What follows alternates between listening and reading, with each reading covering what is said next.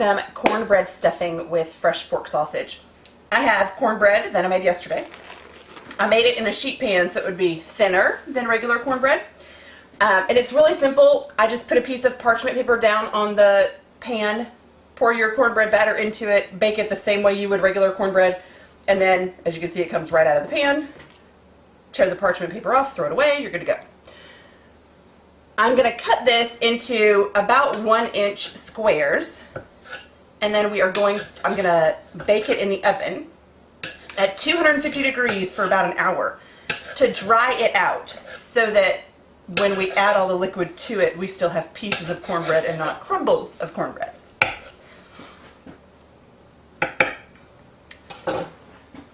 As you can see, we're just going to take little chunks like this and put them in the oven.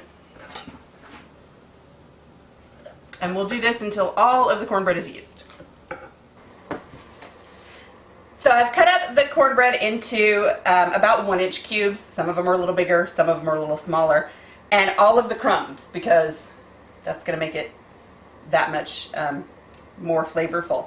We're going to put these in the oven. It's going to be 250 degrees, about an hour. Then we're going to check it at 50 minutes just to see how dry the cornbread is. If we don't dry out the cornbread, when you start to add things like chicken broth and the sausage, it will become mushy, and that's not what we want. We want it to absorb that liquid and make it fluffy again. So our cornbread was in the oven for an hour. Now it's nice and dry. We're going to take it off of our pan and put it into this big bowl.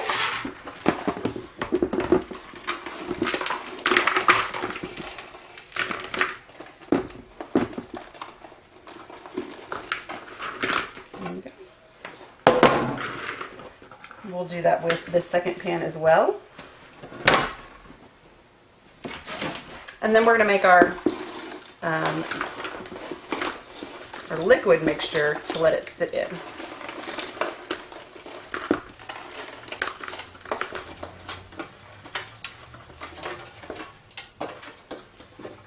All right, so our cornbread, what are basically cornbread croutons, are going to sit in this bowl. And then we are going to take 2 eggs and whisk them slightly just to break up the yolks. I'm going to add 1 3/4 cups of low sodium chicken broth. Stir that together. And then a cup of half and half, which is going to give a little bit of richness. If you do not have half and half, I'll teach you a secret. It is half heavy cream and half milk. So if you needed a cup, you would put a half of a cup of milk and a half of a cup of heavy cream. And that would give you half and half. So we're going to take this and gently pour it over our cornbread croutons. And then we're going to let it soak while we make our sausage. So our cornbread is soaking in that mixture, and now we are going to cook some sausage. So I have a pound of mild pork sausage. Wait, it did. Okay. I have a hot pan, so all I'm going to do is add the sausage to the pan and cook it until it just loses its raw color. I'm not trying to make it burnt or extra well done.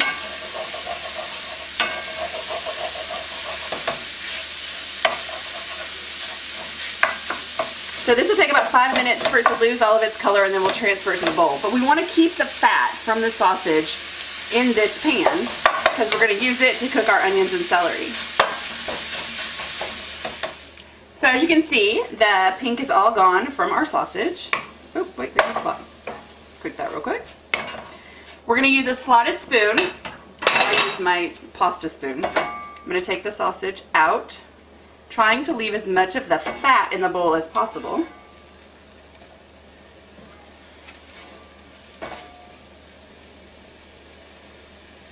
So I've got some onions and celery to cook, and we want it to get that flavor.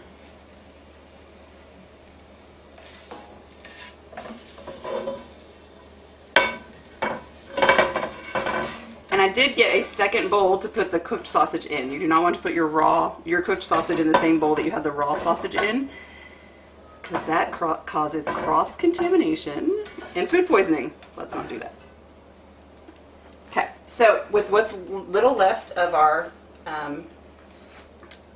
sausage fat, we're going to take about half of our celery, which will be 3/4 of a cup, will be half because I need 1.5 cups total. So pour that in. Diced really small. And then I have 3 cups of minced onions, so I need 1.5 cups in here. Ooh, that's a little more than 1.5. There we go. Try that. Okay. We're going to cook these just until they become a little translucent and soft. And then we'll transfer those to another bowl as well. This should take about 3-4 minutes.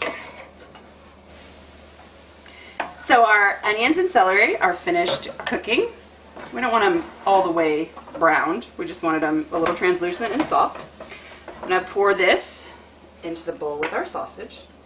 And in case you think it was an optical illusion, the bowl with the sausage was smaller before we finished cooking the celery and onions.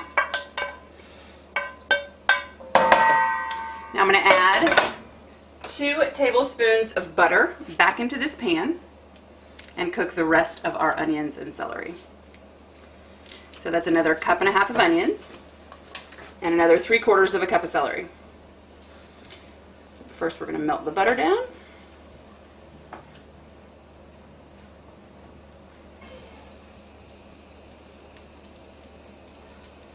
Okay, add the celery. Move everything out of there. And the onion.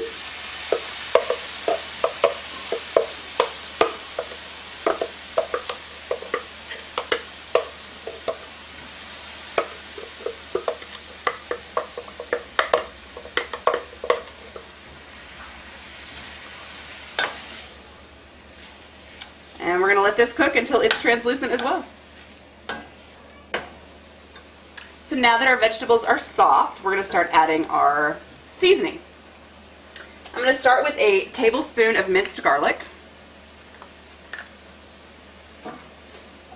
And then 2 tablespoons of thyme, also minced. And 2 tablespoons of sage. And we're going to cook those just until they become fragrant. It only takes about 30 seconds until the whole place starts smelling like sage and thyme, not rosemary.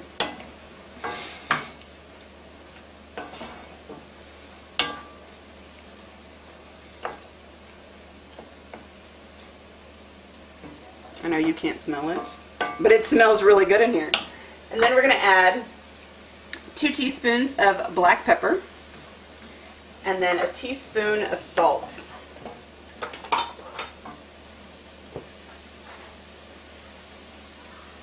I'm going to let this cook just a little while longer, and then we're going to add it to the rest of our vegetables.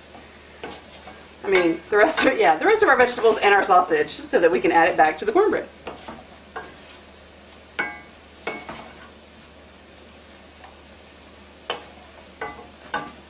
Here we go. Turn the stove off now.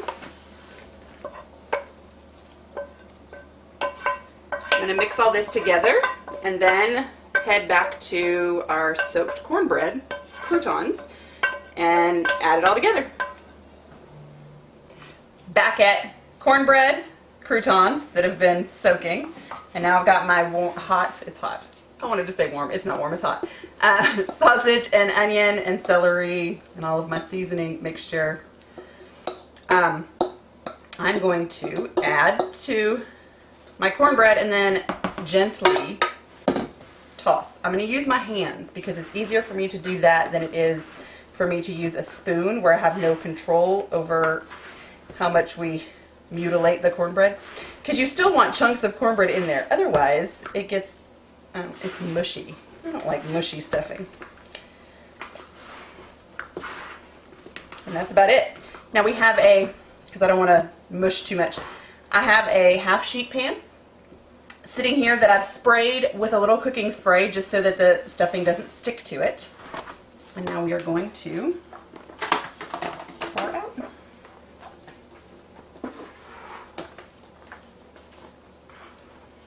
Now, one of the great things about stuffing, at least as far as I'm concerned, is after it's been sitting for a couple days. So this is going to go in the refrigerator, and then when you're ready to cook it, heat up an oven to 450 degrees, slide it in for 10 to 15 minutes or until it's heated up all the way through, and then you're ready to serve.